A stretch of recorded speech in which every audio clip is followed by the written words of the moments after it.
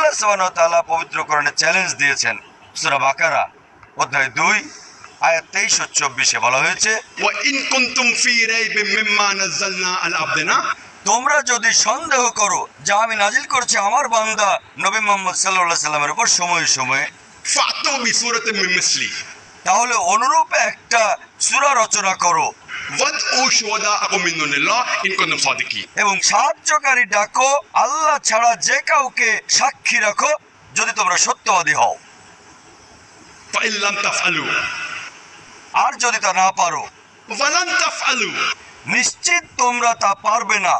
ফাত্তাকুন নার আল্লাতী ওয়াকুদুহা আন-নাস ওয়াল হিজারা উদ্দাতিল কাফিরিন, তাহলে ভয় করো সে আগুনকে যার জ্বালানি হবে মানুষ ও পাথর, যা সত্য প্রত্যাখ্যানকারীদের জন্য প্রস্তুত করা হয়েছে। কোরআন এখানে চ্যালেঞ্জ দিয়ে